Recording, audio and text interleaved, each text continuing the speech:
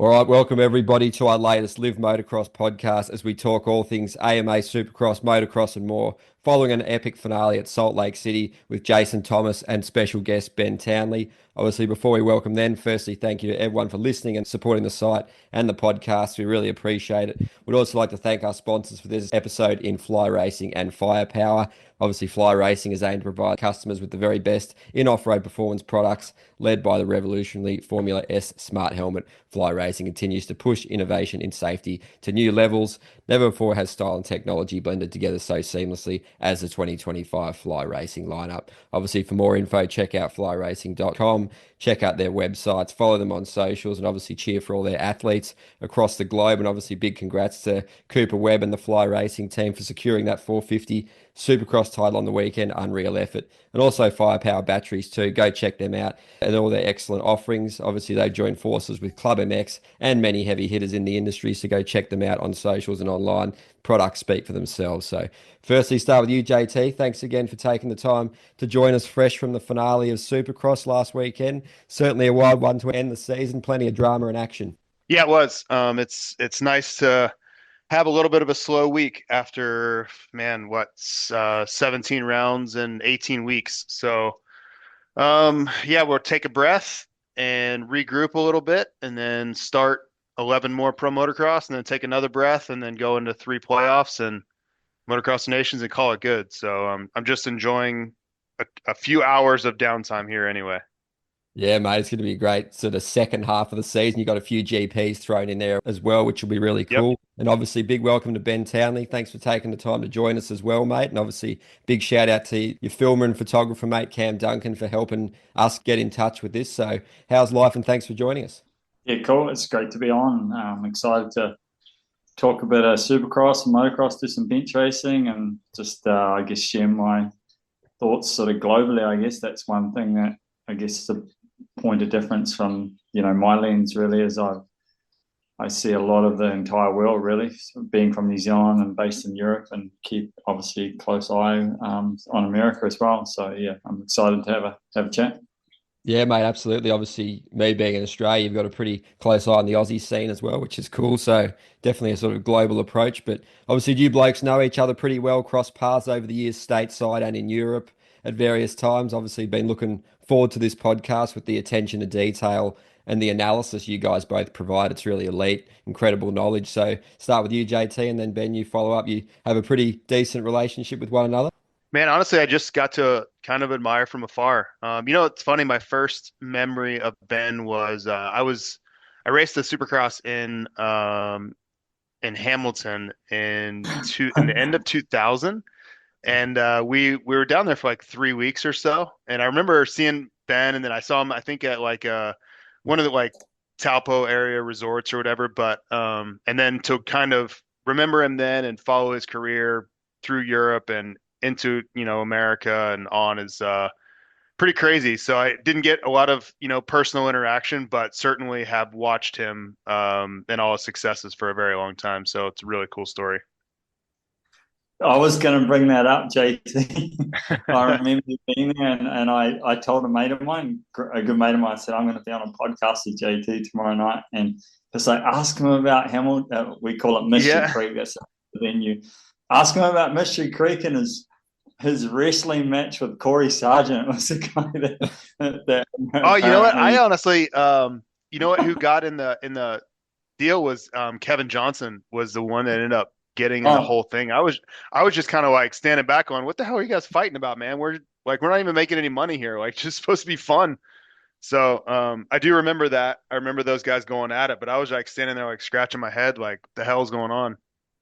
Well, whoever it was, they picked the wrong person to pick a fight with the New Zealand motocross. I can assure you, that's the one guy that you don't want to mess with. Yep. I don't want to pick a fight with anybody, but yeah, I was certainly not trying to fight anybody in New Zealand. That's for sure.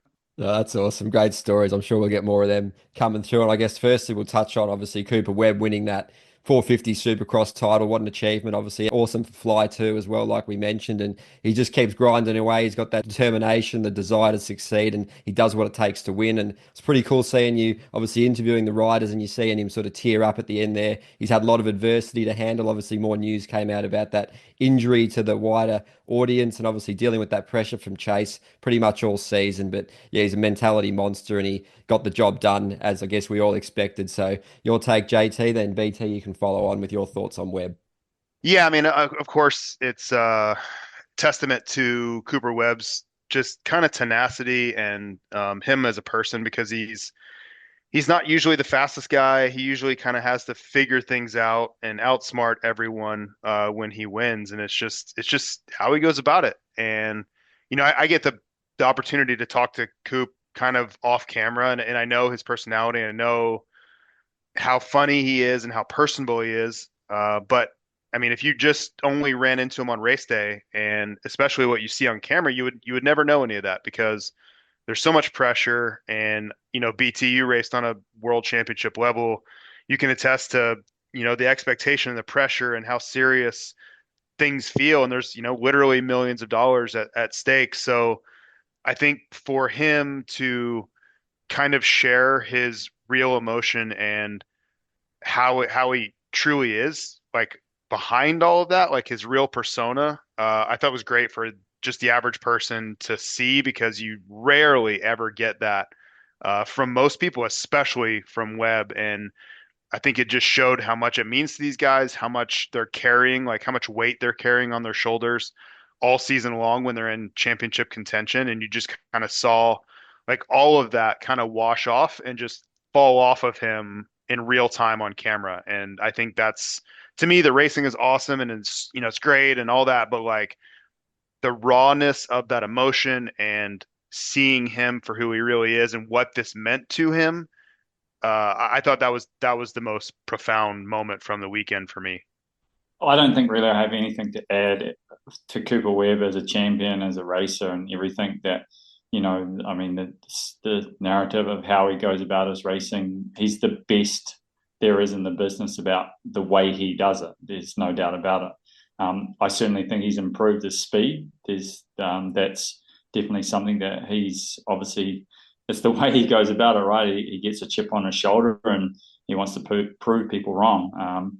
But to speak more on that topic of, I guess, in terms of the emotion and telling the story, I just don't think as a sport as a whole, we've done a good enough job in that. And it's really, I think, something that is so much better in this day and age that we can access as fans. And it's really cool to see that part of it, like you just spoke to, JD, the weight and the emotion that he had at the conclusion of that championship, and to see that outpouring, I think was really cool. And like you said, we haven't seen that enough, and I think to then see that from someone, of that greatness, to be able to see that, I think was really, really cool, because at the end of the day, we're just all humans, and that was I think quite a special part of seeing someone like him at that elite level for our sport to see that. Yeah, it's really cool. You can see what it meant to him. And obviously, you can't deny the riding, like both of you said. Obviously, sometimes he's not the fastest, absolutely. But to compete with the likes of Lawrence, Tomac, Sexton and raise his game, obviously, it's a complete package now these days. He's got all the whoop skimming dialed to complement the jump skill, which is an art in itself. So the cornering's never been in doubt, the racecraft, the tactics. He's got it all covered, really. So pretty impressive, no doubt. And obviously, JT first, Chase Sexton obviously just fell short. Quality season. He knows mistakes cost him. We've spoken about it all season. It's just been so tough in that middle section. He just kept bleeding points, didn't he? And you can't do that against someone so strong and consistent as Cooper Webb. So just your take on Sexton's finale, mate. A lot of talk about where he'll be off to now, but we'll park that for now, I guess. But yeah, Sexton, just a season that he'll lament because all the heavy hitters will be back next year probably, and it'll be even harder. Yeah, it's I mean, really, there's no one to blame kind of but himself, and I don't think he's taking it all that hard or anything. It's not like he's down in the dumps, but when he looks back, it's not like he's going to be like, Grant Langston in '01 where a broken wheel cost him a championship, or there's just something he'll just never get over because there were mistakes along the way and multiple mistakes. It was not just one isolated incident that he's never going to be able to process. It was in critical times, he made critical mistakes. And when I really look at how the championship came down the stretch, Pittsburgh was, to me, once Cooper won Pittsburgh, to me it was over. And that's, you hate to really draw conclusions before there's 42 minutes of racing left, main events, but I really felt like all intents and purposes, once Cooper was able to stop the momentum, change the math, change the sentiment of where Sexton was, he really was kind of back in control. And I think if you really asked Sexton on Sunday after Pittsburgh, he would have probably, now he would probably say, yeah, it was over. We kind of all knew it was over, barring disaster and probabilities and all those things. It's just the way it goes, and it's kind of there's a term in America where it's kind of inside baseball, like it's really several layers deep of a topic, and you're not going to get at surface level. Most people who've never raced before would maybe not understand it, but those guys especially, they knew the tide turned. Like it was just such a pivotal moment in how the championship was decided. And to Coop's credit, he got the job done because look how the way it went the rest of the way. Like I don't think there was a way that Webb was going to stop Chase at the last two rounds. Like he wasn't even able to really keep Chase in sight. So it was all in, full effort, everything I've got at Pittsburgh. And we talked it on this show, how important Pittsburgh was going to be because of conditions and where Cooper's strengths are and all those things. And that's how it turned out. There are these moments in championships that when you look back, that everything hinges on. Sometimes they're coming. Sometimes you can realize them in the moment, and other times you can't. I feel like Pittsburgh was one of those moments this year where you could look back and say, that was it. We knew going in, we knew in the moment, and that's the way it played out. I'll go so far to say to that point, it was the moment. The moment that Chase Sexton decided to jump those whoops instead of flipping the tide turned at that point, right?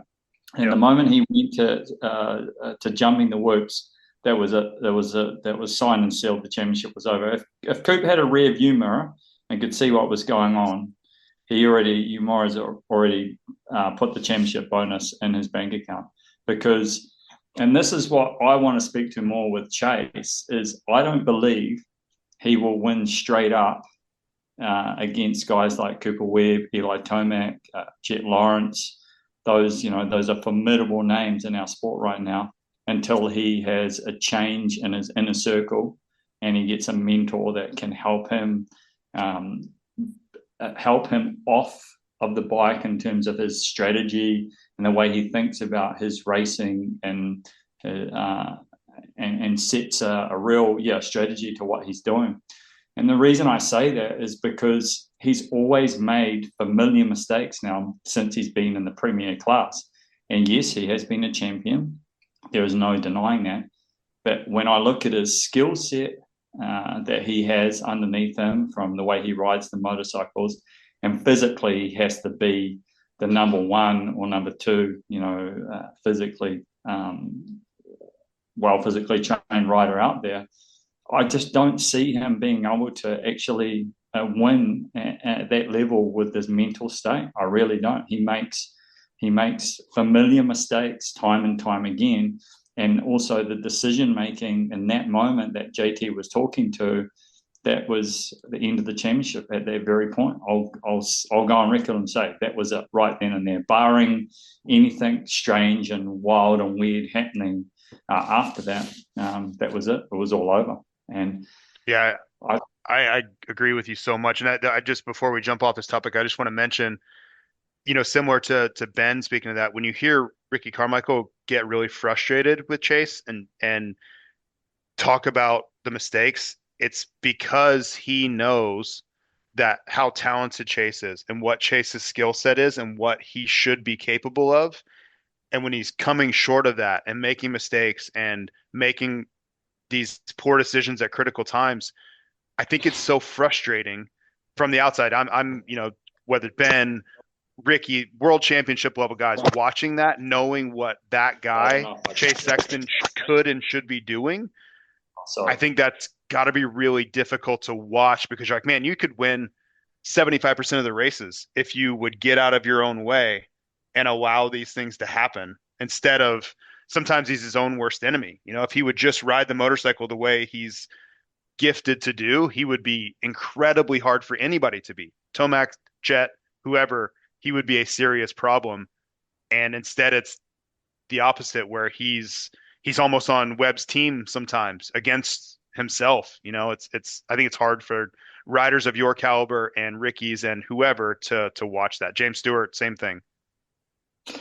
Yeah, I just don't see it changing in the way his approach is right now from a mental approach. Just remove the motorcycle, the physical, the technical, riding technical aspect, and you just talk about the mental component. Mm-hmm. If you really analyze it, he went up against the best in the game that the sport has ever seen, right? And it just showed massive holes in his armor. And I'll go on record and say, unless he gets someone like a Johnny O or a Jeff Stanton or I don't know, you name someone else, JT, unless he gets someone like that in his corner.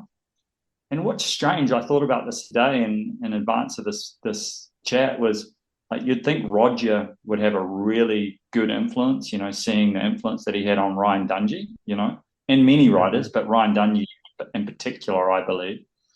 But it just hasn't been the case, and it won't change. It's just there's no way it changes. If you do what you've always done, you'll always get the same result. Yeah, to that, and we'll change topics here, but I think that was what James Stewart was trying to accomplish with Chase. I don't think James was in there trying to teach Chase how to ride a motorcycle.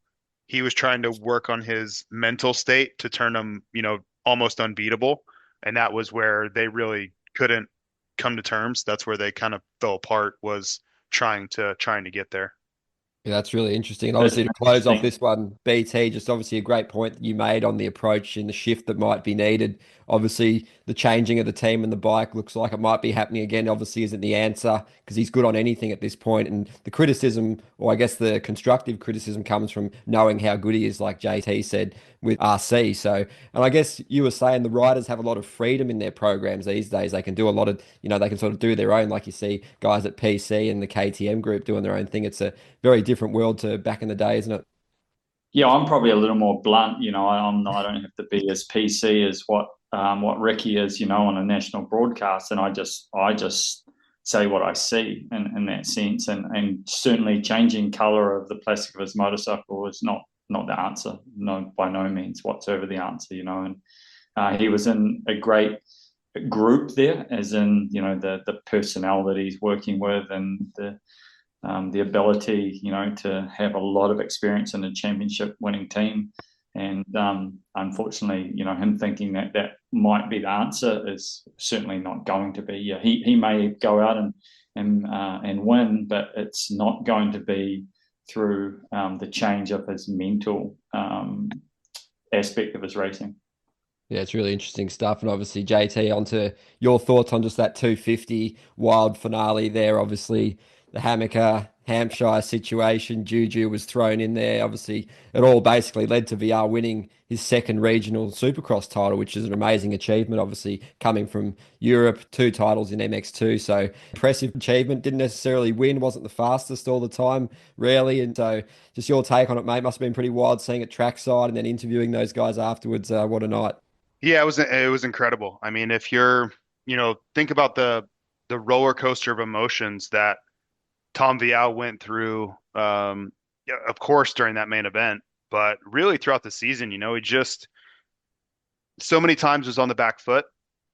I think Pittsburgh, we talked about how pivotal it was for the 450 class, but you could say the same for Vial, and he really stepped up when he needed to, and then he was just, he was there at the right time in Salt Lake City, and no one can say that he was the fastest guy or that he was just a clutch performer in Salt Lake or anything like that. But he was able to avoid big problems most of the time. And Foxborough, we all know what happened there, and it was clearly not his finest moment. But look at the rest of the championship.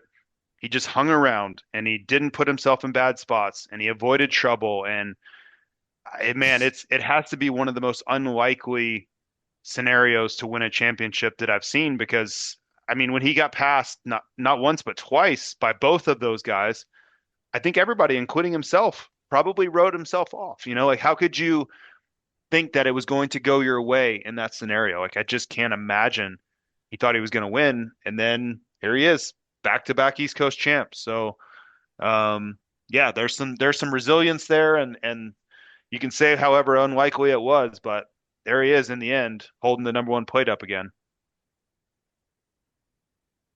Yeah, I don't know really if I can add too much to that. Really, I don't have much more that I have to say about that. Really, for me, the biggest point that I'd like to sort of, I guess, discuss and hash out is, what was RJ thinking? He's the oldest, most experienced rider on that start line. Well, I think he is the oldest, most experienced rider on that start line. And to me, that was just a bonehead move. I get you're racing for a championship, but at the end of the day, putting yourself in that much jeopardy at the first, was that the first opportunity you had to pass, Seth? I think, from how I recall it. I just don't think, I was really disappointed to think that, he is of that age and that much experience to actually set up a maneuver like that and not be able to actually pull it off. I thought that was really quite a stupid move on his behalf. Yeah, and I think, talking to him and thinking about it, for him to win the championship, he needed not only to pass Seth, but he needed another position in between himself and Seth, and 2 positions to Tom. And when he was working through the pack, he's like, okay, I have Tom. If I can get Juju, that's 2 spots, but I'm not going to be able to get 2 spots between me and Seth unless I knock Seth down in this move. And that's where it's like the morality of it, the sportsmanship of it, that's, people can debate that forever, but in hindsight, his math was, if I can't execute a pass where Seth tips over here to give me another position, then it doesn't matter anyway. I'll finish behind Seth in points. So that's what it really came down to. He, in the end, was trying to knock Seth down, and he went down in the process, and it obviously went horribly wrong. But in his mind, he's like, I have to get, overly aggressive here for, whatever it is, 500 grand, 600 grand to win that championship. So it's pretty messy, pretty bad spot to have to be in, but I don't even know if he's that apologetic now, to be honest. I think he just said, this is the only way it was going to happen. In any other scenario, I wasn't going to win, so I went for it. Well, I like to think that he's not apologetic. At the end of the day, like, you could see he meant to go in there, and I mean, it wasn't like he was just right there, lining him up in previous corners. It was just all of a sudden, here's an opening, I'm going to have a go at this. And I just didn't think there didn't seem to be a lot of method behind the madness, is the way I would put it. And to hear your comments, to have a little bit of understanding of where his mindset was at regarding points, gives a little bit more context to it. But yeah, I just struggled with that move personally. I just didn't think. Yeah, I think most did too. Yeah, it's just I think he would basically say, this was the only way I thought it was going to happen. I needed him to fall over. I think he has a lot of respect for Seth. Like, Seth is, I don't know how well you know him, but he's like one of the nicest people you'll ever meet, literally ever. And I think he really struggled afterwards with having to do that to Seth. But I think it was, RJ doesn't really pull punches, right? He doesn't really back away from things. And he said, I think it was, if I don't do this, I'm definitely not winning. And even if I pass him and go on, I'm not winning anyway. So I'll take my chances with this. And obviously it wasn't, didn't go the way he had hoped for. And Seth was punished in the process, and Mitch Payton was really angry in the process, and there's a lot of casualties, including himself. But yeah, I don't think it necessarily went to plan. For me, it was just kind of trying to walk through the why of it. We all know it didn't work, but understanding the why I think is really important, because I think a lot of people are just scratching their head going, what the hell was that? But in his mind, there was actually some sort of, even if um, poorly conceived, there was some sort of strategy there to it anyway. Yeah, well, I mean, just your explanation gives some context to it, for me to think about now. I guess one point I'd like to just talk about before we sort of cover off the East Coast Championship is that Seth Hammaker got to be the most improved rider of 2025. Oh, and I think that goes to probably, I think that goes to the point we're talking about in a similar context to Chase in a way of making changes, right? So he's made really good investment in himself to make huge progress by getting in position with, from what I hear on the broadcast, Michael Byrne, and being involved in that in the inner circle of the Lawrences there, and he's made immense strides, for his racecraft is what I would say, and the way he goes about his racing. Because I think we've all seen flashes of brilliance and speed and whatnot, but to actually put the full package together now, it seems to me that he's really got himself into a great position there. Agreed. Yeah, absolutely. Definitely vindicated for the decision to make the move, like you said. And obviously, one of the topics, obviously, we all wanted to speak to you about BT was obviously Cole Davies. We'll start with JT's opinion on him first. Obviously, he just continues to impress, and the incredible progression over the years to now winning races made a really huge step this year as well, like Seth, as we mentioned, but just an incredible talent. I guess, JT, start with you. We've mentioned we didn't really expect this coming into the season. Obviously, also vindicated for his and the team's decision to race 250 Pro Supercross, not Futures again. So obviously looks like he's such a quick learner. He's put the reps in and all that hard work's paid off, but it's been really impressive. And to get to the point where he's arguably, the fastest 250 Supercross racer, both coasts combined, is pretty impressive. And the upward trajectory looks set to continue, even though he suffered that injury on the weekend. Yeah, I mean, that kid, we've talked about it. I went back and I watched all of 2024, every race he was in 2024, everything he did. And this simply wasn't there. I mean, you could tell he knew how to ride. There's no question. He was winning the SMX Next races, talented, but this assertiveness, this level of control over the motorcycle, this level of precision, this confidence on and off the bike, like his personality, I don't know. I would love for Ben to weigh in on that, because I realized, like, man, how did I miss such a superstar evolving and developing and emerging? And I honestly look back and say I kind of didn't. Like, the jump happened sometime between May of 24 and January of 25, when I wasn't around. I wasn't, in Tallahassee where he was training and practicing. So I don't feel like I really missed it. It happened, which is incredible. But it might be one of the biggest jumps and improvements and like a metamorphosis of a rider in a 6-month time span that I've ever seen. Literally, that I've ever seen in my life, watching this sport for 40 years. I don't know that I've ever seen a jump like this. So I'm going to get out of the way and let Ben talk about it, because he's much closer to the situation. But I just want, for anybody who maybe you love the sport, you're just listening for the first time, whatever, like what Cole Davies did from 24 to 25 that is not common. That is wildly abnormal to improve that much in less than a year. Yeah, well, to me, it's not. I have always believed that he had the ability to rise to this level, and I expected him to rise to this level. And to speak to that in detail, when we first came to Cole's first ever American Supercross race, it was Anaheim 2 in 23, was it? I think it was. And we showed up there. If you go back and look at the footage, I would say he was the best rider in the whoops that day. He wasn't the fastest, but technically he was the best rider in the whoops that day. If you go and look at the early part of 24, was it? When he raced, I forget the guy who was racing on the Star Yamaha at the time. Some of the skills that Gavin Towers, some of the skills and decisions that he was making at the time in that futures race, to me were pro level decisions in the way he was going about it.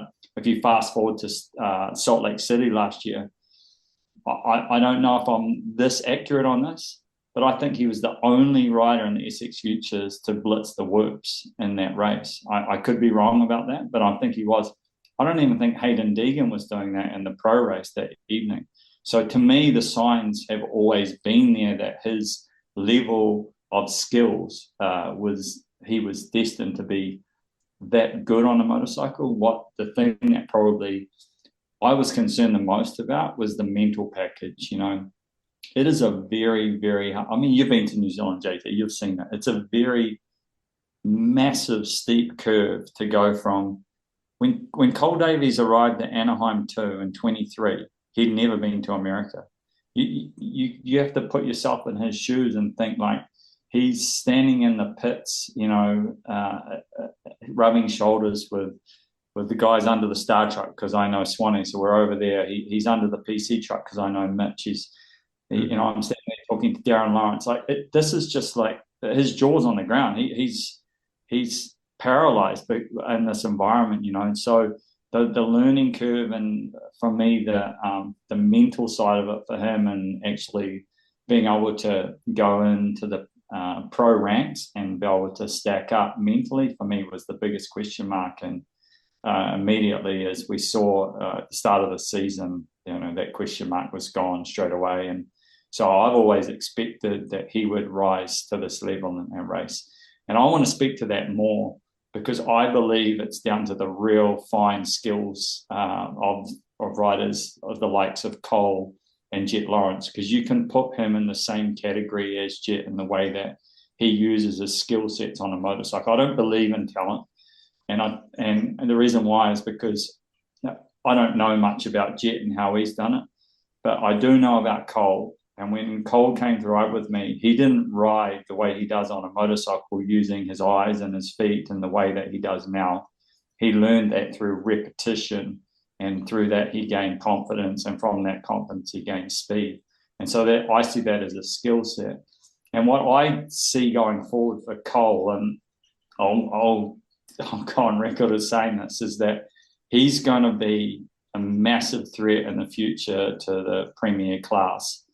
And he has a better shot at it than someone like Hayden Deegan because of his skill set. In this day and age, the package that's been obviously the biggest involvement in the latest trend. Let's say, at one point it was how hard you train, right?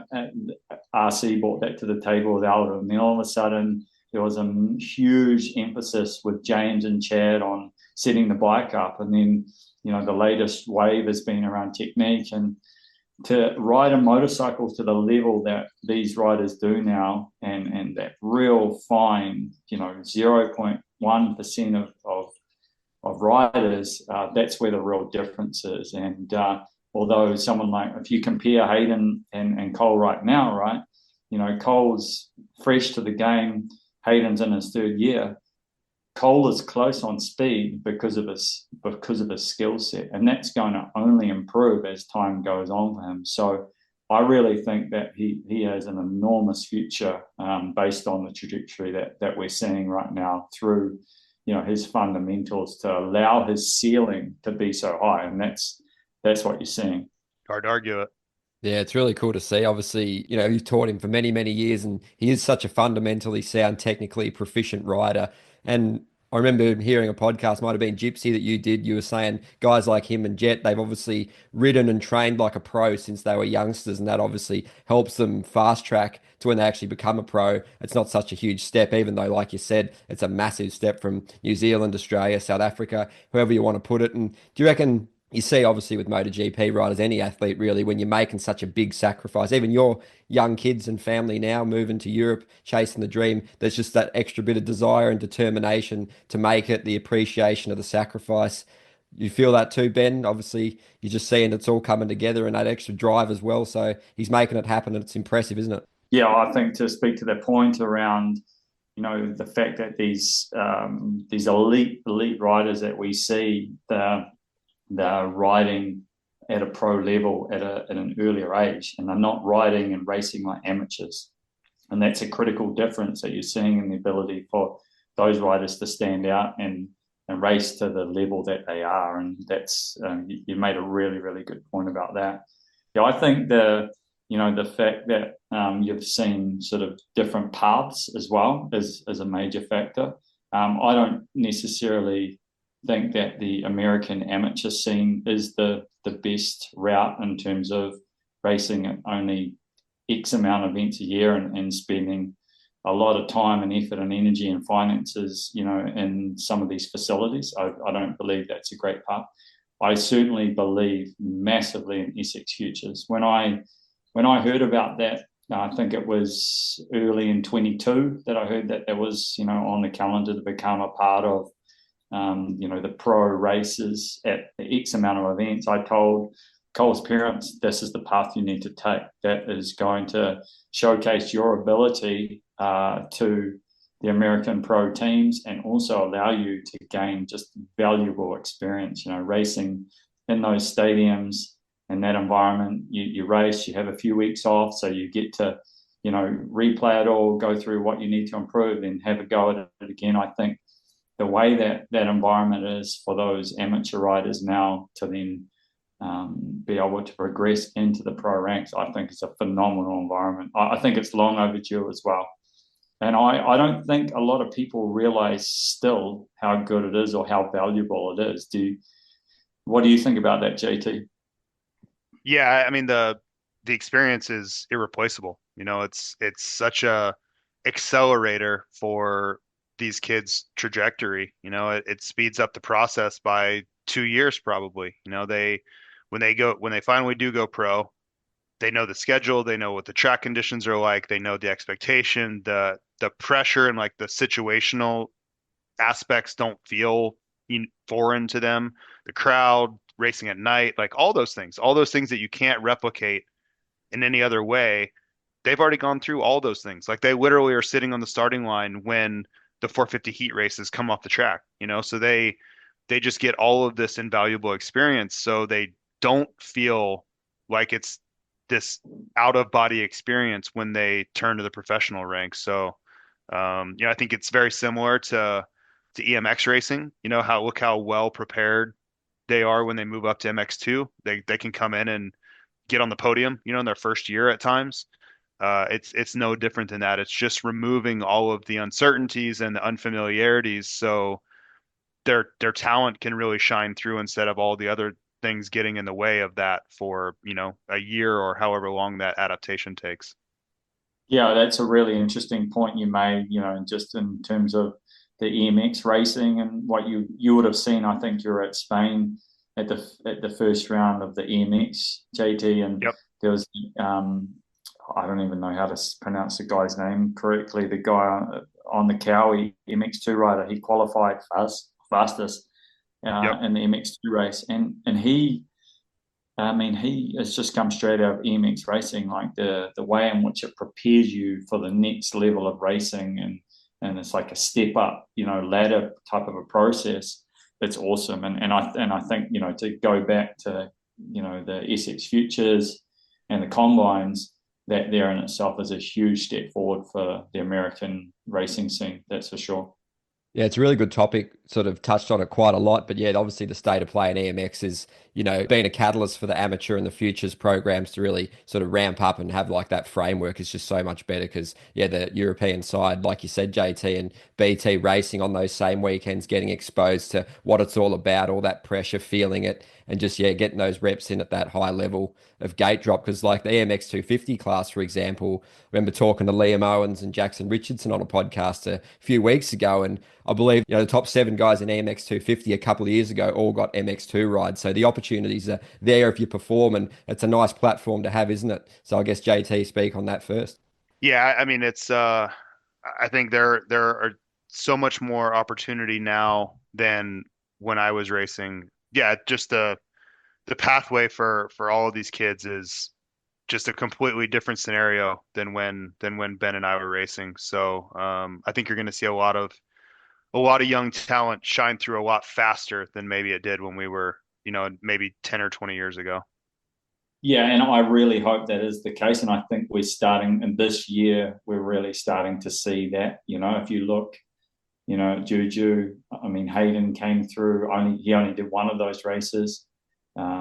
Cole's come through that program now. Drew Adams has come through that program now.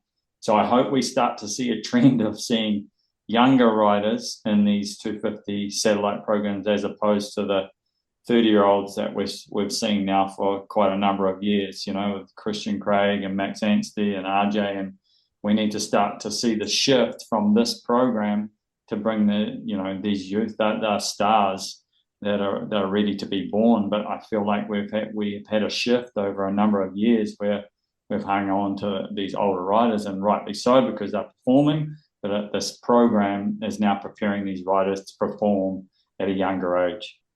Yeah, it's super cool to see it all happen. And obviously, JT, you've got to jump off soon. But yeah, it's been really cool to have a chat. I mean, maybe one last topic is like Motocross of Nations coming up in the USA. We know you blokes both really love it. There's so many awesome riders, at their peak at the end of their career coming through. You got guys like Roxon, Tomac, the Lawrence brothers, Hurlings guys. They're all sort of at the peak. Some of those experienced guys will be leaving. So it's just going to be a really great melting pot in America this year. Obviously, New Zealand's coming through with some pretty elite talent too, which we might touch on after JT gets off BT. But yeah, how good's Motocross of Nations going to be in the last year's one with Australia getting the title was just absolutely epic, wasn't it, with all those heavy hitters? Yeah, it's gonna be unreal. You look at the lineup now for the US is gonna bring their best team. The only thing that could get in the way is team switching, but I think a lot of people are gonna prioritize this race above that stuff. But the other, Australia finally wins for the first time. We're getting set up for an all-time type setup later this October. So hopefully the weather cooperates and riders stay healthy. But I don't know. I think we're entering this golden era of racing where you've got some older talent that are 30 that are still around, and they're maybe not at their peak, but they're damn close. And then you have all of these young kids that are starting to show up. Jet's already there. Sexton's in his prime. It's like this coming together of young and old that we don't get all that often. You don't have these generations that are still competitive the way they are. So yeah, it's a pretty special time in the sport. Yeah, it's going to be a hell of a race. There's no doubt about it. And I really like the fact that, like JT said, that being that it's going to be at Ironman, that the American race teams are going to prioritize that. I understand it. I don't think a lot of the fans can understand or comprehend, the moving pieces to the puzzle and they have going on at the time of the year that doesn't always allow all of the, the number one selected riders to be there. So it's really cool to hear that will be may be the case come this October, and then that just makes it that much more special, right? So yeah, I always look forward to it. It's my favorite race of the year. There's no doubt about it. I think that probably it's a race pretty close to my heart just because of some of the results that I've had, and the fact that I was able to be on the podium once in my career there for the New Zealand was really cool. That was one of my proudest moments. So it's just such a special race, so different to the other 30 odd that you go to a year. It just holds a much different value in the way that you go there as a country, and you break down the barriers of some of your teammates or competitors that you race against week in, week out, and they become your teammates. So it's a very special race in that sense. Yeah, absolutely, mate. Well said. And obviously, JT, before you jump off, any final thoughts, any reflections on the Supercross season? It's been great to hear you and BT chop it up and talk some moto and give your insights. It's been awesome, mate. So thanks again. Yeah, no, it should be fun. Just looking forward to starting a new series. It's Supercross is awesome, but I think everybody you just get a little bit fatigued of the same thing. So kind of turn the page and switch to motocross and just get a whole new dynamic. Plus all the riders coming back from Prado to Jet, Hunter, Tomac. Like we're gonna get this influx of world class talent. Not just a couple. It's not just we're getting a couple guys back. We're getting some of, if not the biggest names in the sport, returning to the series from both sides of the Atlantic. So it's going to be a pretty awesome opening round. So I appreciate you guys. I hate to jump off here, but duty call. So I appreciate it and enjoyed the talk with both of you. No worries, mate. Yeah, likewise, GT. All the best for the motocross season, mate. Thanks, guys. See ya. All right, we'll catch up soon, mate. All right, BT, we'll continue the podcast, I guess, talking about how it's been, how it's going in Europe, mate, with your sons, obviously both racing over there. We'll start with Levi. He's currently out with an injury, but that EMX 125 class is pretty brutal. He's been getting some good results.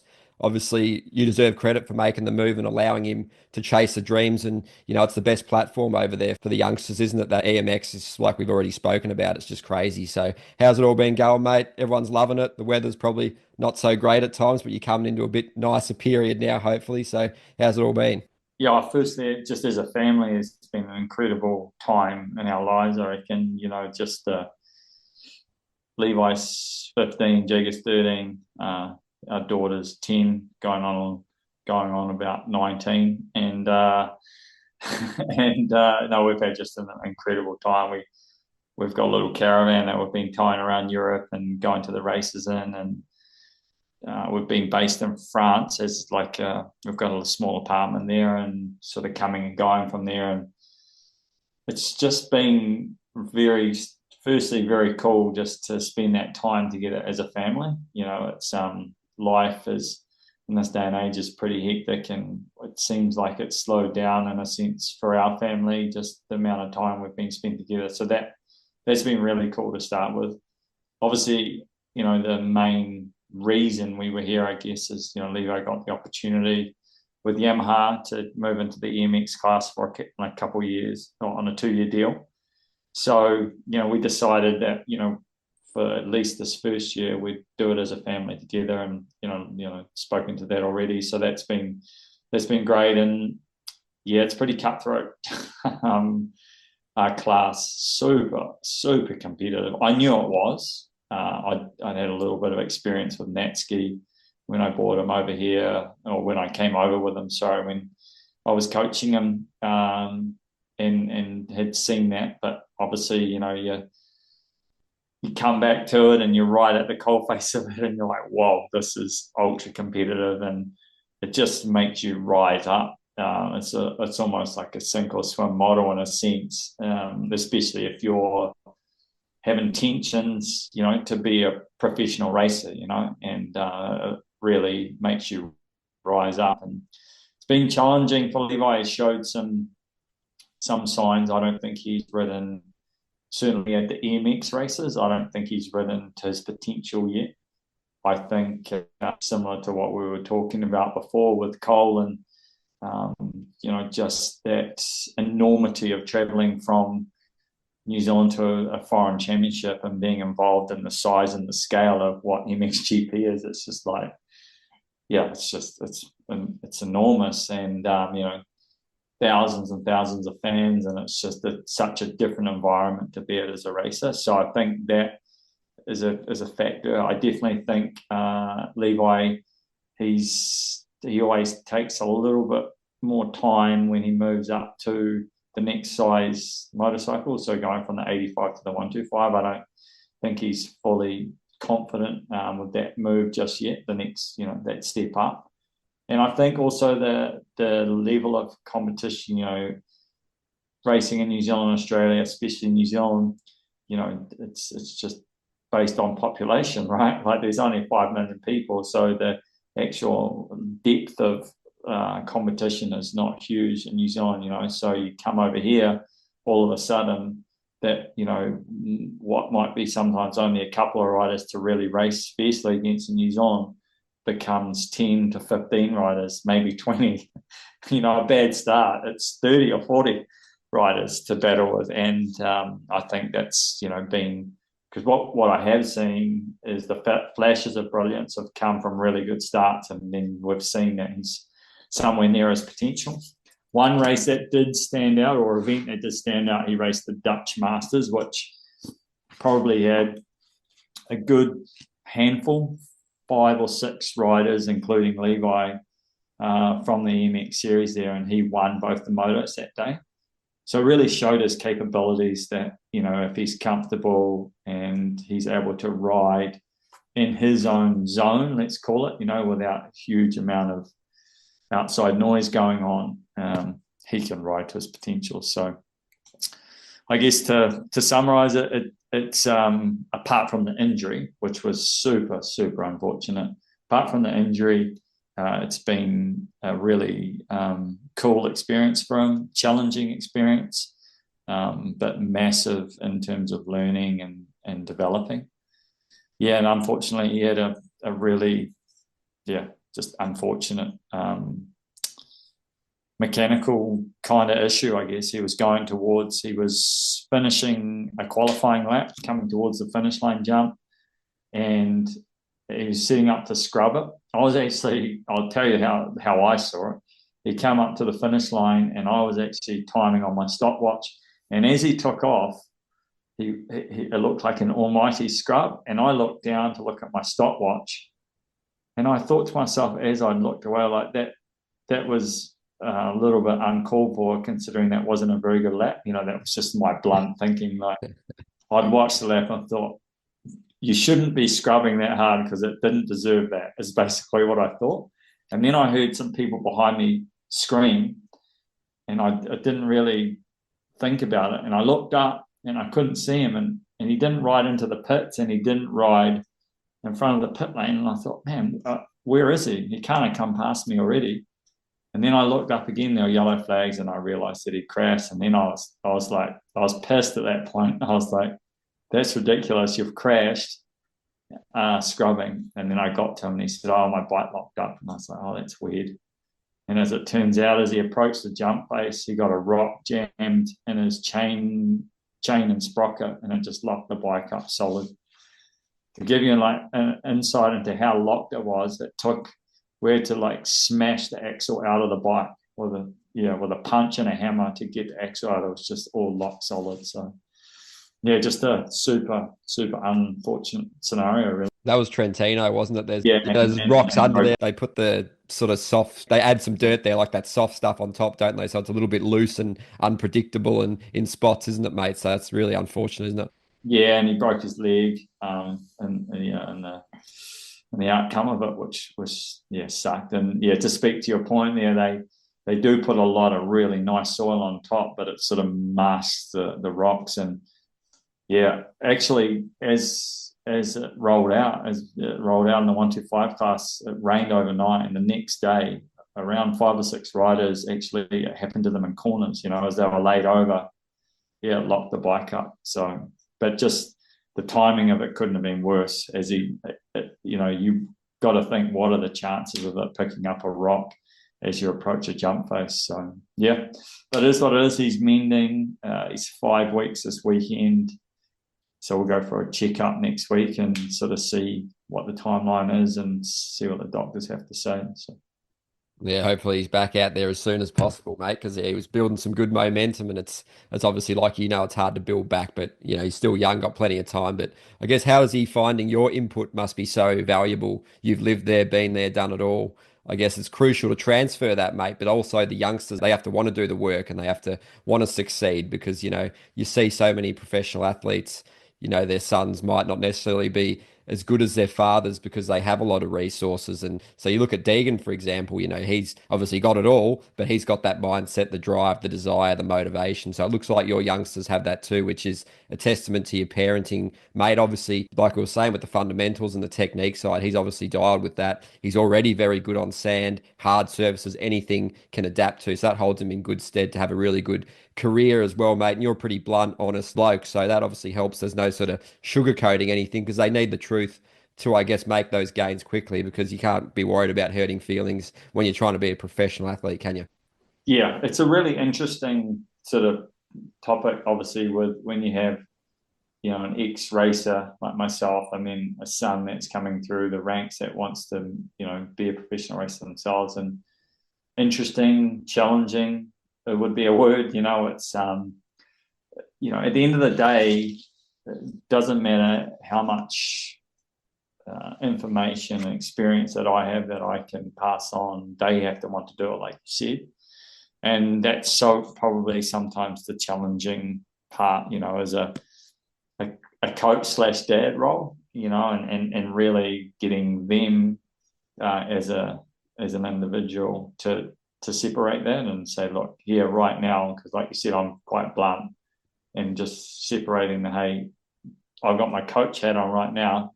This is the advice and that I can give you, and these are the tools and how you can use them, and it's up to you to go and use them. And yeah, it's an interesting process, that's for sure.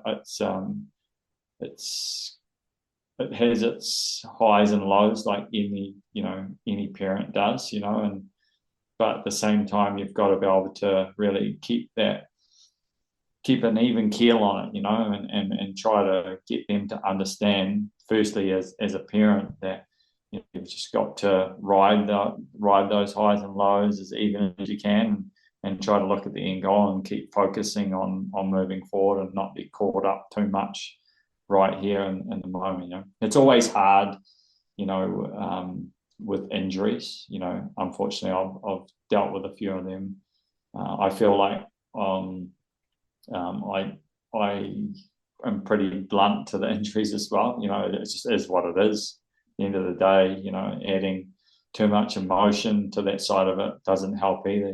So I just try to keep it just pretty real, and that's the way I've always done it, I guess, when I've coached other riders and also my children as well. So, but yeah, it's certainly been really interesting, helping him in this environment as opposed to in the New Zealand, Australian environment, just because you can see that it is a whole different step up in terms of the enormity of what he's dealing with, So that part of it has certainly been interesting to watch. And I think the one thing with Levi and Jagger, both of them, but watching Levi at that level of racing is just, he's quite measured in a sense that, he doesn't like to get too far ahead of himself. He just likes to take it one step at a time and not get himself, and that's fine. Like he certainly doesn't set the world on fire with outright speed, but he just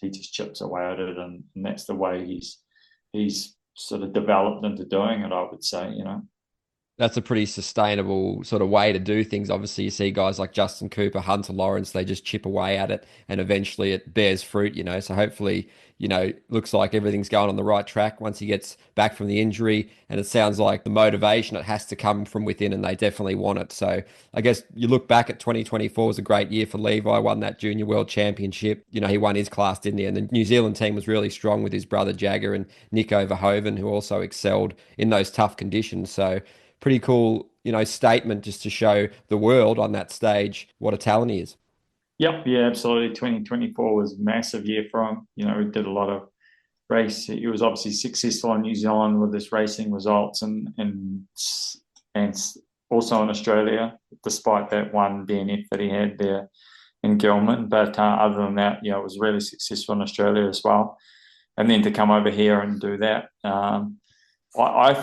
I've always believed in the way that I've coached that from a skill set, from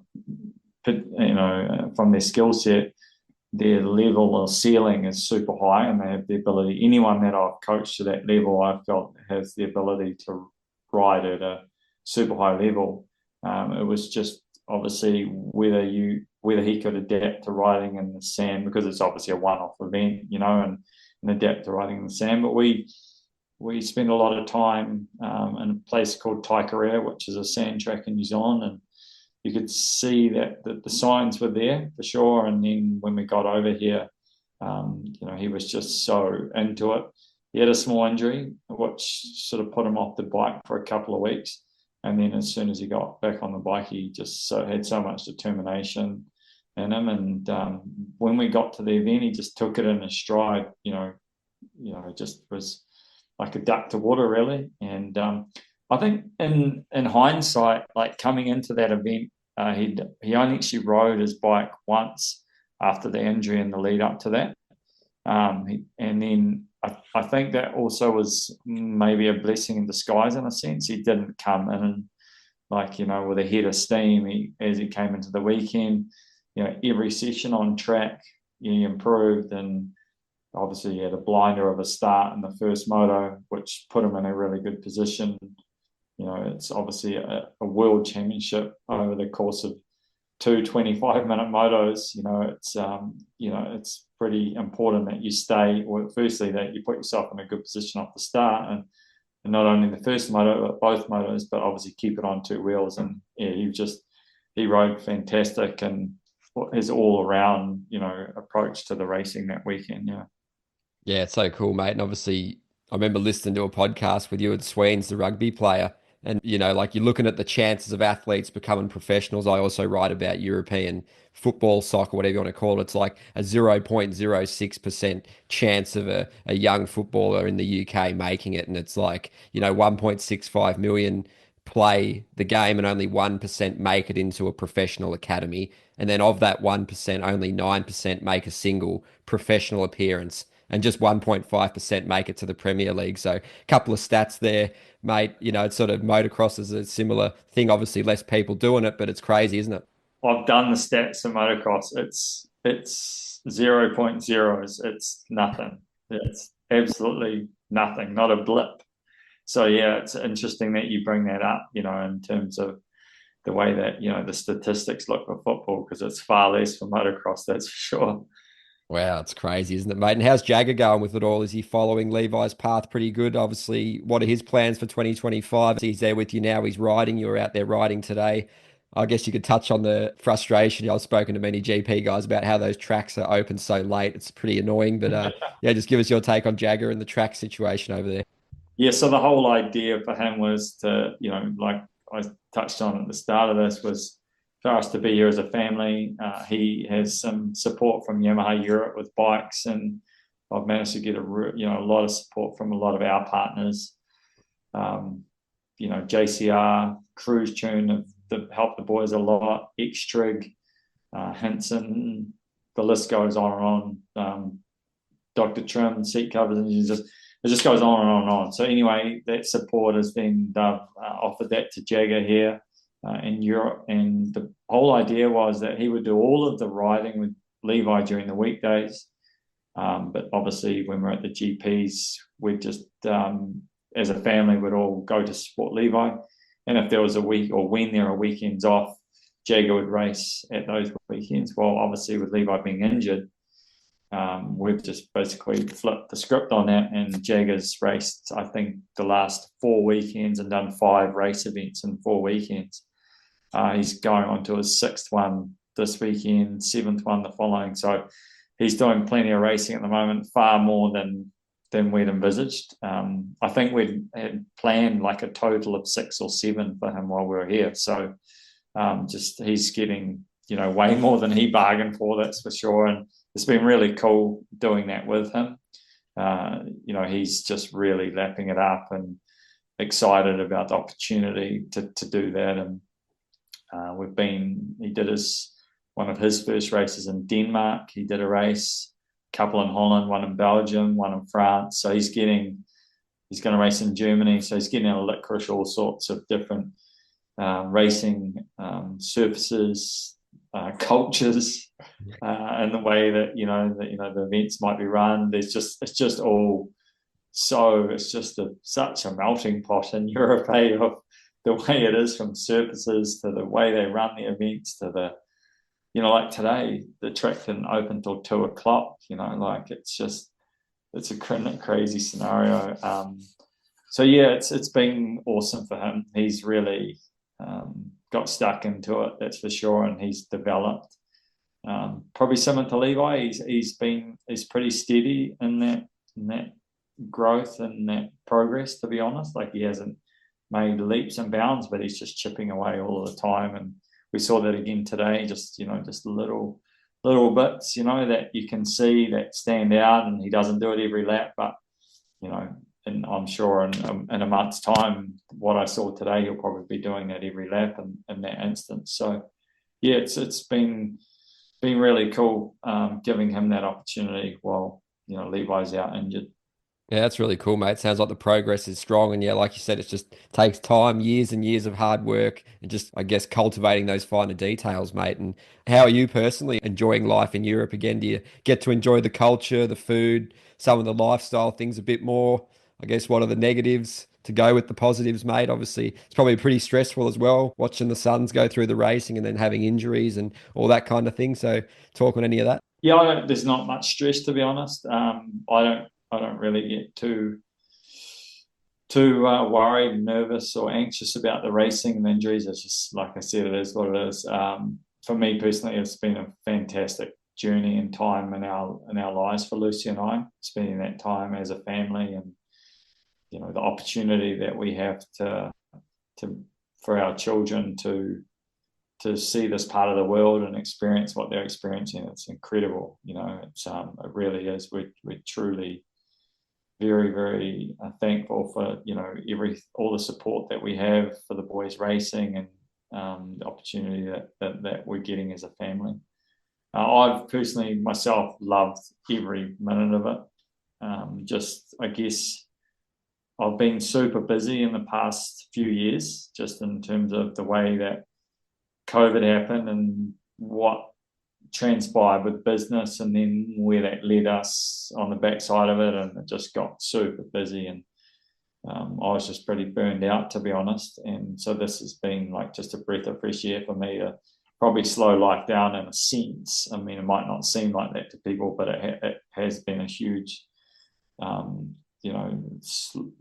slow and pace of life for me, which has been cool. And then just to be able to spend that time with the boys, because I was so busy. I was just like any other normal father. I wasn't spending hours and days and months just honing my boys, skills. That certainly wasn't the case. I mean, I am these days, because I'm in this position to be able to do this right now. But that's been really rewarding for me to have that opportunity to do this with them. So that's been really cool, and I guess just enjoying it. It's in terms of the culture side of it, and I guess if Lucy and I compare when we were here 20 odd years ago, it's crazy to say that now, 20 years ago, holy, we're probably, I guess, absorbing it would be the best word to say, a lot more than what we did in the past. We were just young, and all I worry about, or was interested in then, was getting to the race and then getting back to base, because that's all that consumed my life at that time. So in terms of experiencing the cultures, we're certainly doing a lot better job of that this time around. I shouldn't call it a job, but we're doing that a lot better than we did last time, and trying to get our children to also understand that, because of, I guess, looking back on the way it was for us, it's Europe is, like I said, just a massive melting pot. And today, coming home, I was on a phone call, and my phone dropped out 3 times because I was in 3 different countries in the space of 40 minutes. So that sort of summarizes, like, what Europe's like, right? I got pulled over, no passports, going through the border today, and all those sort of challenges that you have on a day-to-day basis in Europe. But it's just all part and parcel of the journey, and just keep it pretty lighthearted, to be honest. It's certainly something that I didn't see coming, but the way that Levi's rise last year and what that has now led to, and wouldn't change anything at all.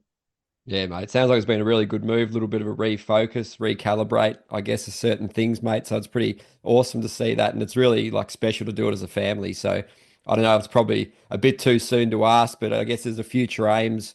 Going to America one day, is that on the cards? Obviously, you want to develop them into the most complete riders possible. You've seen the Lawrence brothers pathway as a pretty good reference point, but your sons have obviously raced Supercross too, which holds them in good stead in Australia, especially in back home. So any thoughts on that, mate, or just taking it one step at a time? No, definitely there are thoughts. Like you can't.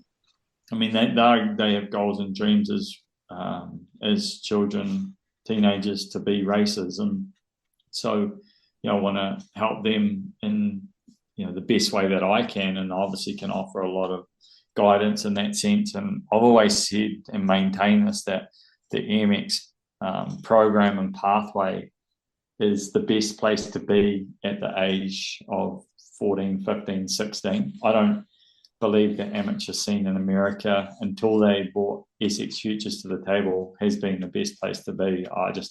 You talk to Cole Davies' father about it, he'll tell you, like, he wouldn't go back to Loretta's, like, they did it, that's cool, but what did it bring to the table? Not a lot. Rode in some heat, really, but you can do that everywhere in America. So, and that's not, I'm just giving you, I guess, comparison of what the EMX program brings to the table in terms of, the learnings and the experience that you get from being in the pro environment, because you're in a pro environment, but you're not so-called a pro at the time, right? So you're getting the ability to soak all of that up and prepare you to become a pro.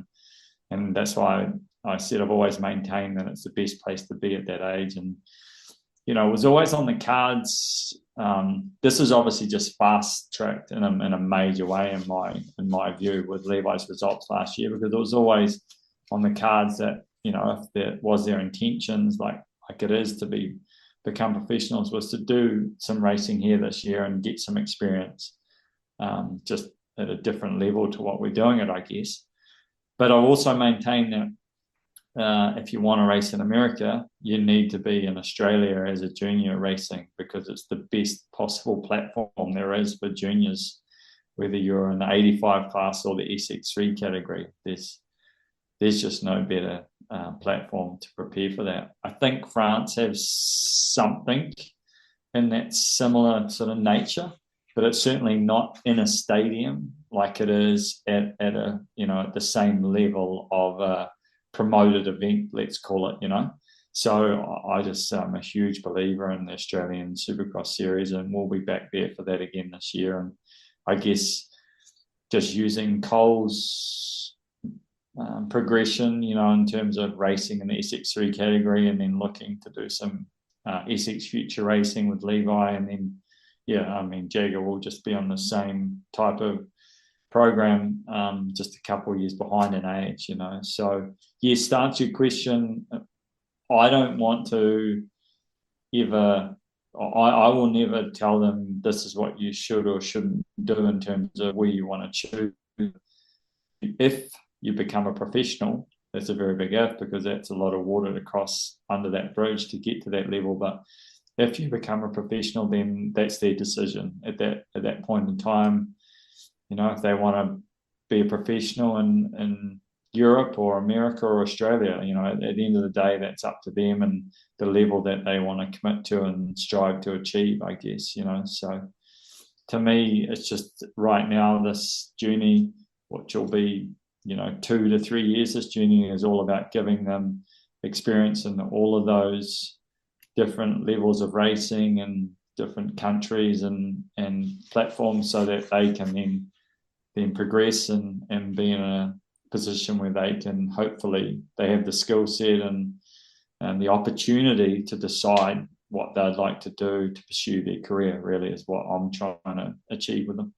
Yeah, it's really cool, mate. You had your blueprint. There's a little bit of a shift in that, I guess, a bit sort of similar in a way, but yeah, there's some different ways you can do it these days. But yeah, having that Aussie Supercross is a really cool platform. Went to a couple of rounds last year. Yeah, it's a impressive series they're doing. See what the calendar looks like for that this year. It'll be interesting to find out. But yeah, it's looking like it's a good base for the youngsters, mate. And I guess to touch on New Zealand Moto, it's definitely on a nice little bit of an upward curve at the moment. So much talent coming out of there. Obviously, we touched on Cole Davies. Brodie Connolly is just tearing it up over the last few years in Australia. Purvis is really fast. See what he does when he's on it. Obviously, you got Shane King's lads. Nick Overhoven we touched on. Scott's shown some stuff in the past. And the older guys like Harwood and Natski, there's probably a few younger kids that I haven't mentioned, but there's some talent coming out of New Zealand and proud country, the Kiwis, mate. So you must feel proud and stoked. And obviously your lads are proving their worth too, but it's pretty cool for such a small country to have such a big impact. Yeah, I'm very proud of it, to be honest. But I guess, with my boys, and then there's a lot of riders that I've had a big influence on, and myself and Josh. I'd say Josh and I, in a sense, for some of the riders that you've touched on, we've done it very much as a team. And when I mean a team, like as in him and I have been the real backbone behind the ability for these riders to get to the level that they are. And there's no doubt, obviously, that they've got family that support them, and they've got the skills and the ability to ride to that level. But we've mentored them and guided them into the ability to achieve their potential, and we're super proud of that part of it. Josh obviously runs a race team, and I've been fortunate to be involved with Yamaha for a long time now. I think I'm going on 7 years, and so it's we've had the ability to bring them through Josh's race team, the JCR team, and then see them go on to further their career, which that's really, really rewarding, that part of it.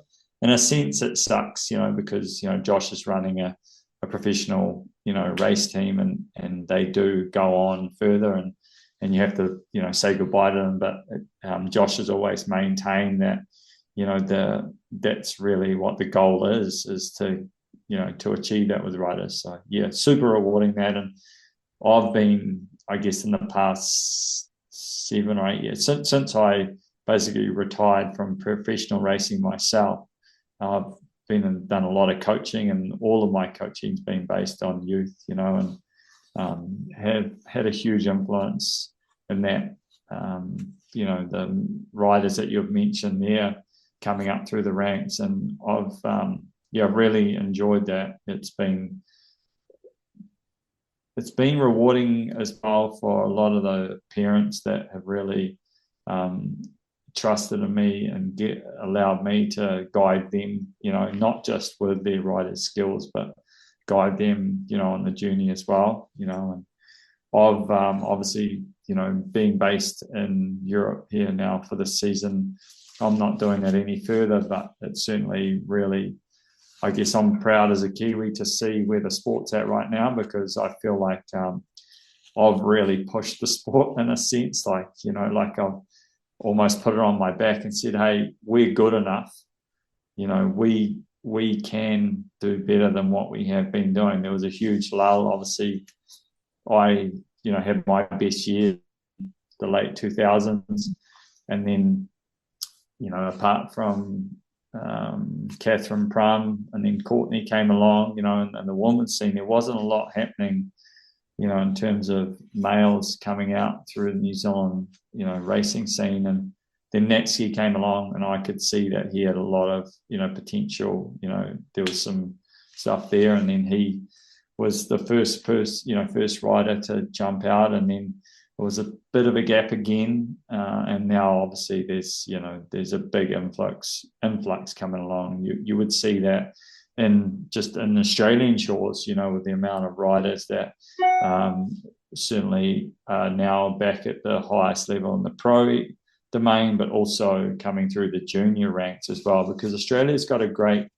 program going in terms of integrating juniors into the pro events, similar to an EMX type of style of, way in which they're running it. So you see a lot of Kiwis doing that, and they're getting a lot of experience doing that as well. So yeah, it's really cool. It's a proud time to be a Kiwi in motocross, and I really only see that growing in the near future as well. I see that our Motocross Nations team in a couple of years to come, being super strong again, and hopefully, achieving what we did in the past, if not better, which I'd love to see it happen, like to be one day back on the podium for New Zealand would be the ultimate.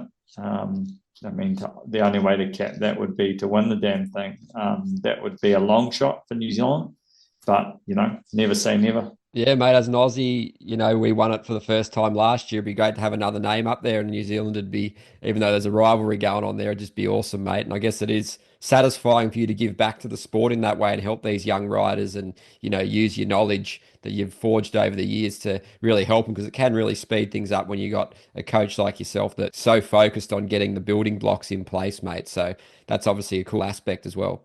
Yeah, absolutely. Yeah, and that's probably hits the nail on the head, is the building blocks. I think that's the part that really is the catalyst to allowing them to get, the momentum going, to then get themselves in that position, to realize that, hey, we are only a small nation, but we do have all of the ability. I say to parents all the time over the years that I was coaching, is in terms of the tracks and facilities, the events, the technicians we have, especially in the suspension game, not so much in the engine game, but certainly suspension. We have everything. We have everything except Supercross to be able to forge your way as a professional motocross racer. And it's just nice to see Cole now back in at that level, so that, I always knew it was possible, but there's probably not many that did think it was achievable, and so now it's very real again. And that's the most important part, is for the kids, those groms, my boys included, they can now see, hi, this is reality again, and then that's, I've always maintained this. It's like rugby, right? In New Zealand, you've got Richie McCaw or Dan Carter. You had to have those superstars, to drag the sport up for the next generation to want to be there. So yeah, it's really cool to see what's happened with Cole now.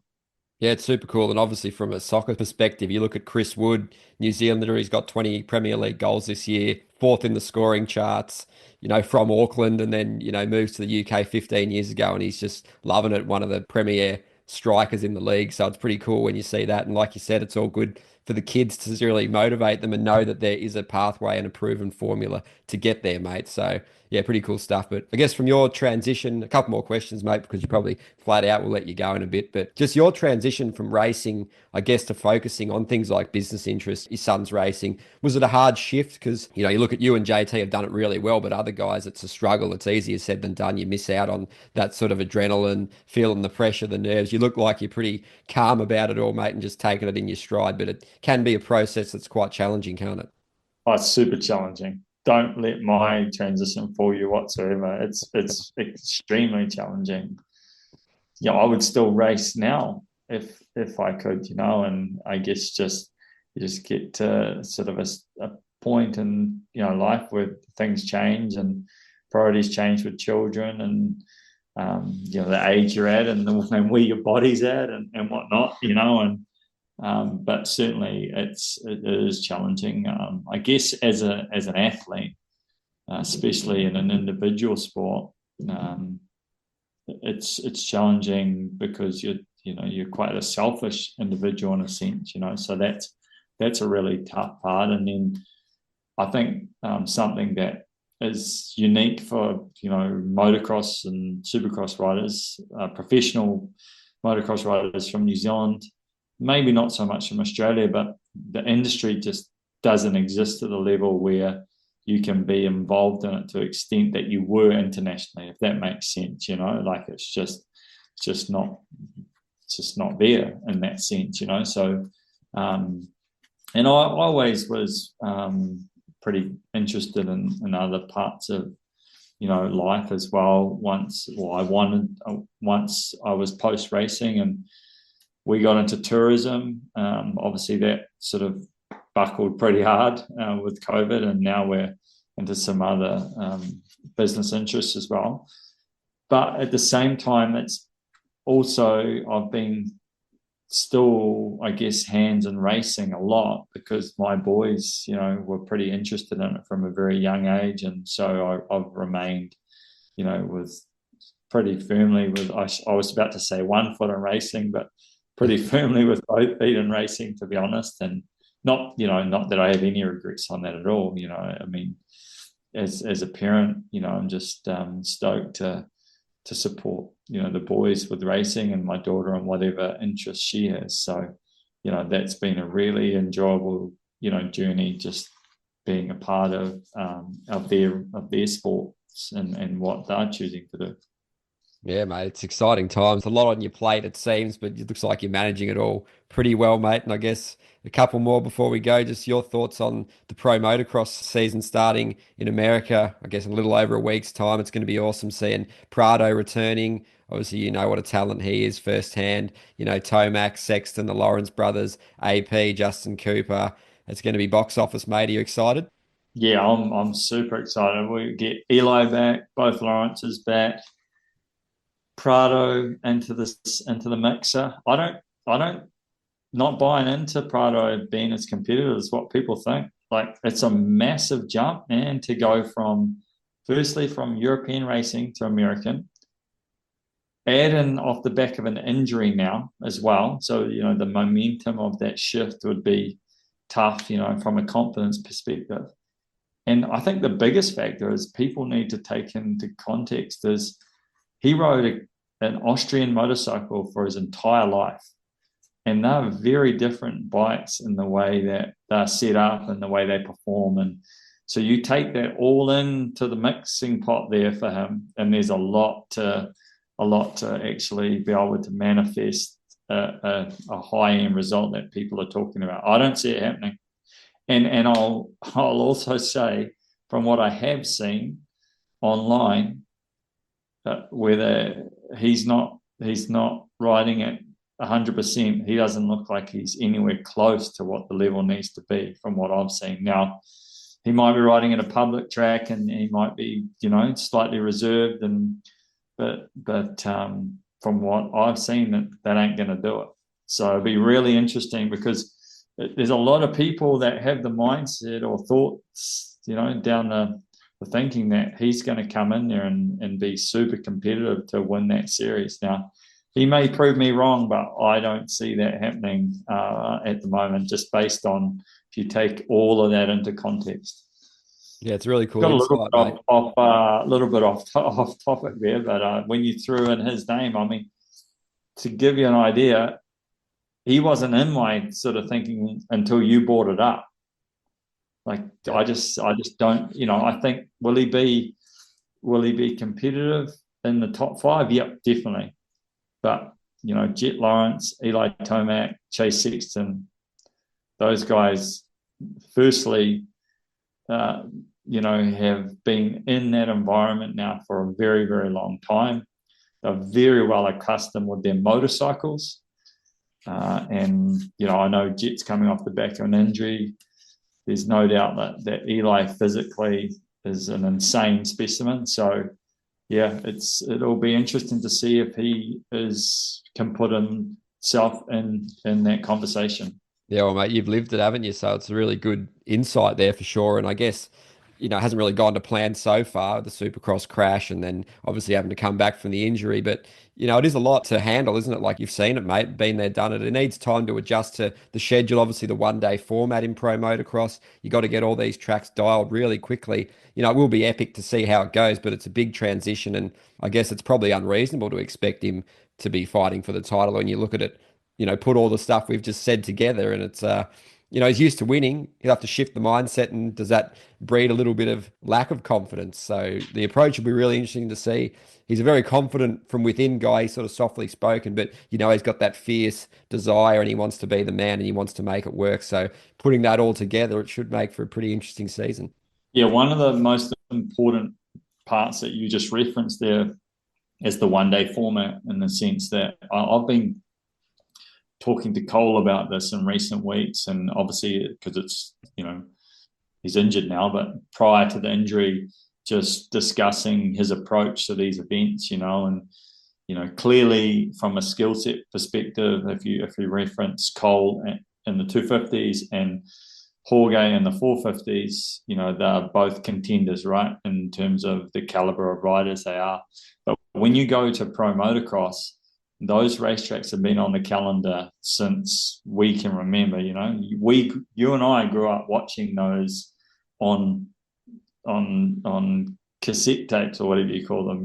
Like we've been watching them for a long, long time, and they're just ingrained, in American races.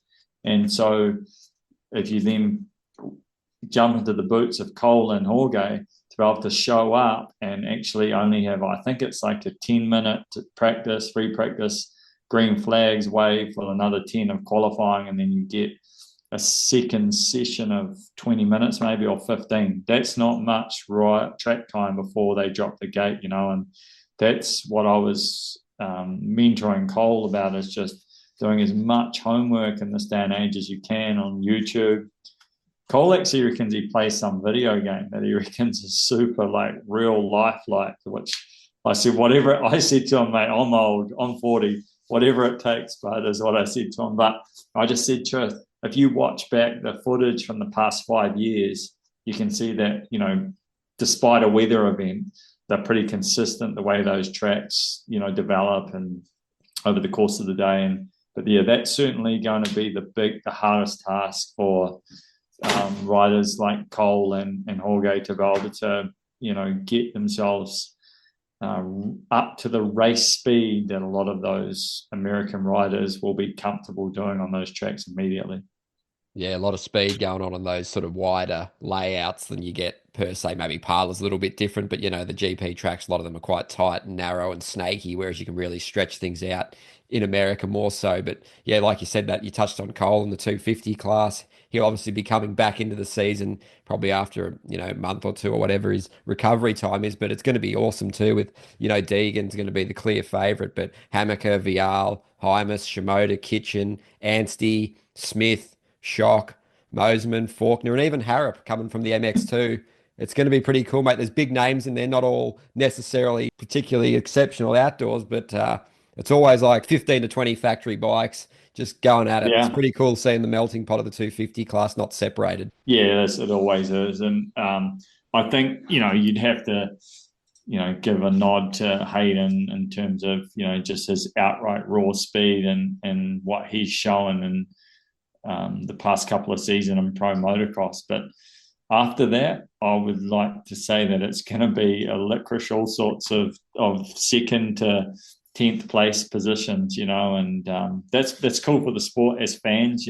We all love that because there's nothing, I guess, more boring than seeing the same faces, in the same positions week in, week out, and especially with significant gaps in between, positions. So I really, personally, I'm looking forward to that.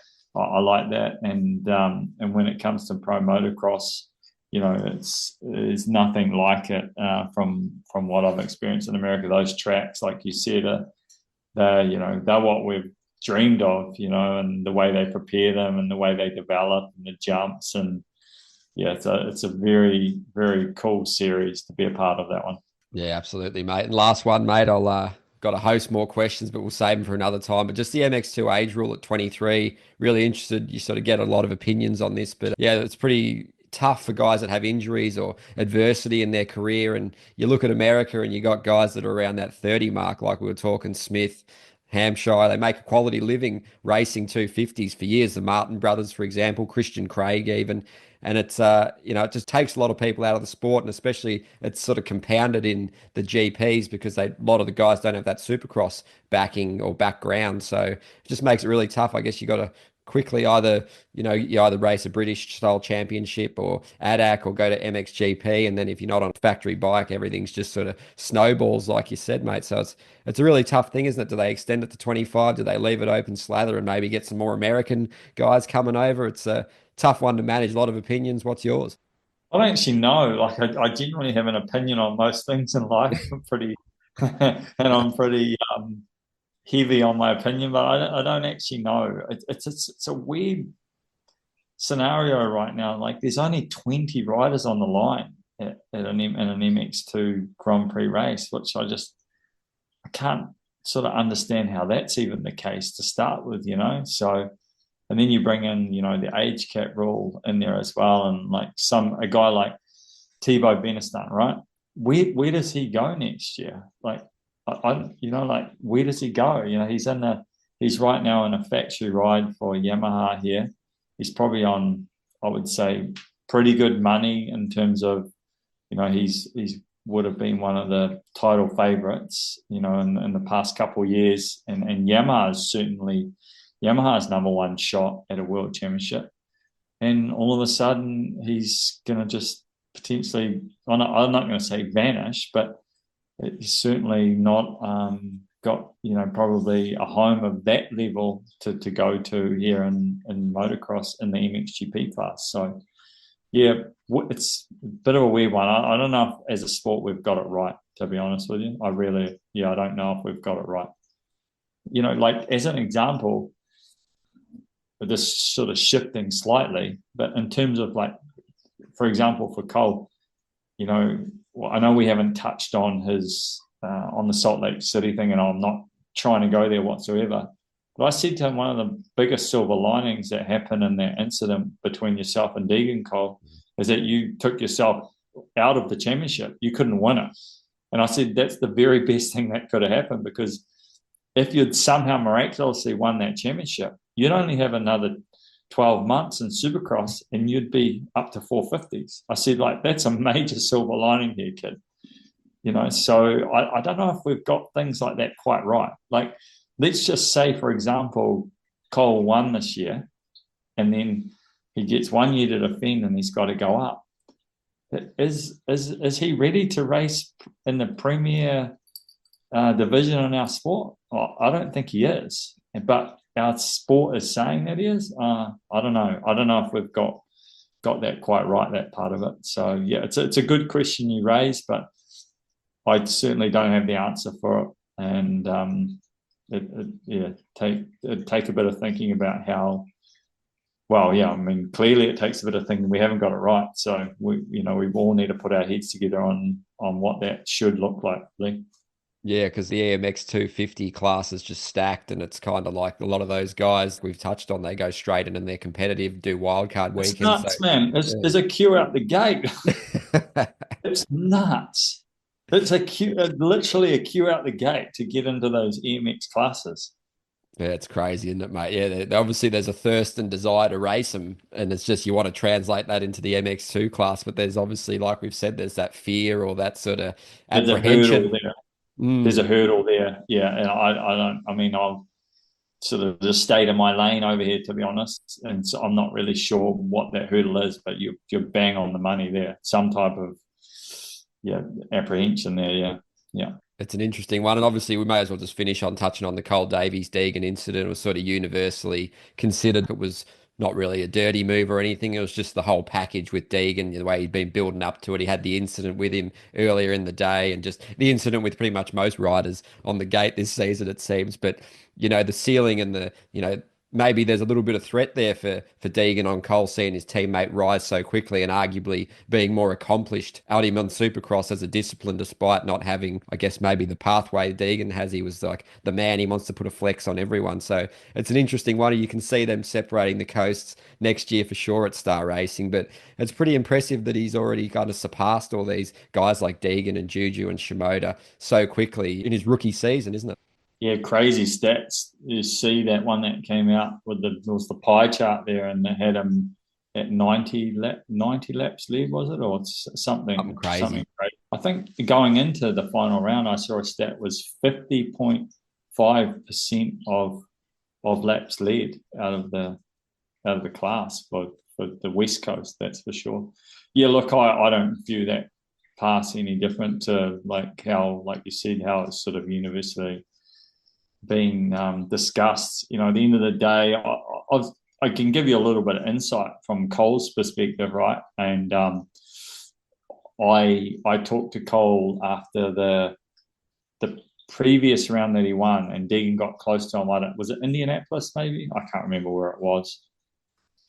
He won 2 on the trot. He won Seattle and then another round. And I said, man, you let Deegan, you let second place. It was Hayden. You let second place get too close. He said, no, I had it on lock. He said, I knew what was going on. I was comfortable with the scenario, and it was all in control. And after Salt Lake City, I rang him to sort of dissect it a bit, and he straight up said, I really didn't know that he was that close to me. He said, obviously, if you rewind back and look at the lap riders, I think if you go through the lap times, actually, I've got them on my phone. It goes through, and they're in the sort of, I think, high 50s, 51s. And then at one point, there's a couple of 52s and 53s, and it was due to lap riders. And then Cole goes straight back to a 51.9, I think it was. And the reason I'm saying that is just because that sort of brings into context how Hayden got to his rear wheel was through those lap riders. And he just said he just flat out didn't know that he was that close. Obviously, Cole made the small error. Exiting that turn, and then it would just open. It was like the seas open, right? Like it was like, here it is for Hayden. And I think something to probably also bring into the conversation, I don't think I've heard people talk about this, but if you think back to this season, Hayden's raced Cole pretty softly. I would go so far to say he's raced Cole the softest of anyone that he's ever raced.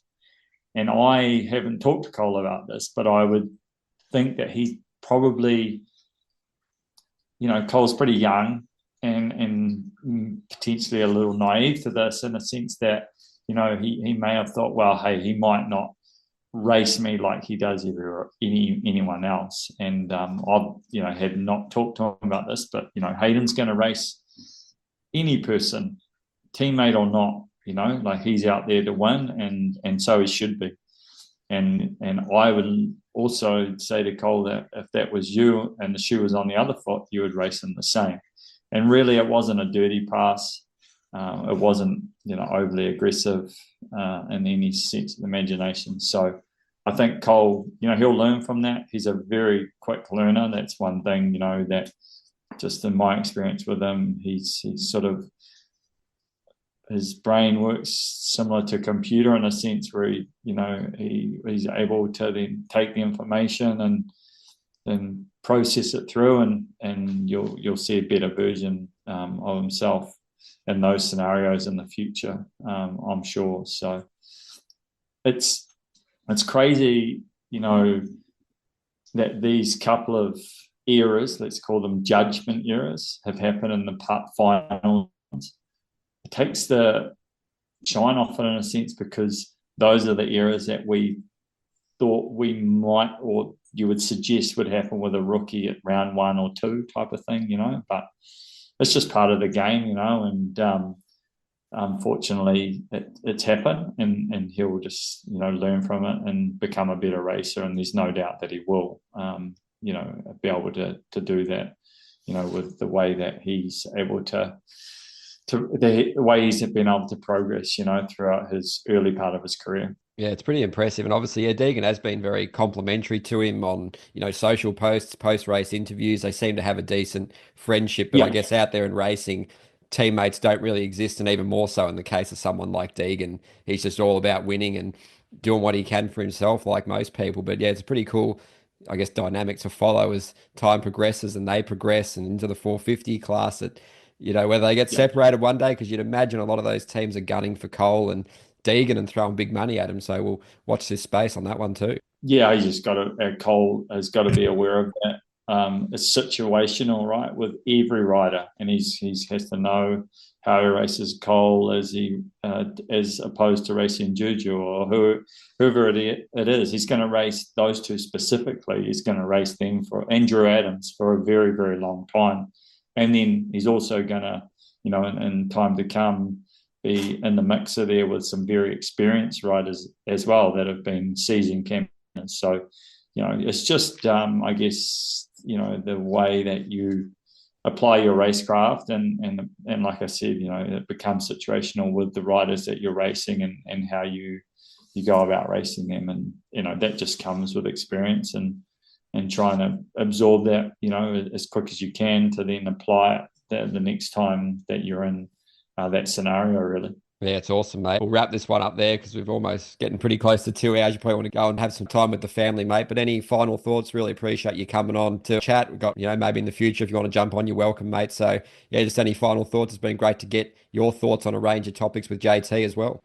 Yeah, I've really enjoyed it, mate. It's been cool. I really enjoy getting sort of deep in the analysis of specifics, of our sport, and I enjoy that. I spend a lot of time going through that in my mind, and listening to podcasts and analysing what other people, other analysts have had to say. And I think, the way in which our world is these days, and the fact that there's a lot of fans and viewers out there that can absorb this information, that's coming out of someone, out of my head or JT or whoever it is. I've been listening a lot to AC and Justin Brayton. I really think they're doing a fantastic job of reviewing those races, the race events, as real racer analysts. Does that make sense? Like they give some fantastic detail into what they see, and I guess off the back of the fact that they're both just recently retired as professional Supercross racers, and how they can actually give that analysis off the back of that. I think it's been awesome. So yeah, I think just in general, I love sitting down and having a yarn like this, and being able to give insight into how I see it. Everyone has a different lens, and I'm sure not everyone would agree or like my view, but for the ones that do, and I think that's the great thing about podcasts that I've come to sort of think in my mind, is that there's people that I like to listen to and their view, and you sort of, I guess, there's other individuals that you don't, and it's just really cool to hear everyone's point of view on it at the end of the day. And the platforms that exist these days are really cool. So yeah, thanks for having me on. No worries, been awesome. And yeah, there's, plenty. You just pick and choose which ones you like, mate. So yeah, cheers again. Hope to get you on soon. And obviously before I let you go, massive shout out to the fans for listening, supporting the website and the podcast. It's really grateful for that. And obviously big shout out to Fly Racing and Firepower, who are sponsoring these podcasts. It's really awesome. Go check them out online, follow them on social media, and yeah, see all the great work that they do. So thanks again, Ben. Been an awesome chat, mate. We look forward to speaking soon, and have a good one. Cheers, mate. No worries, mate.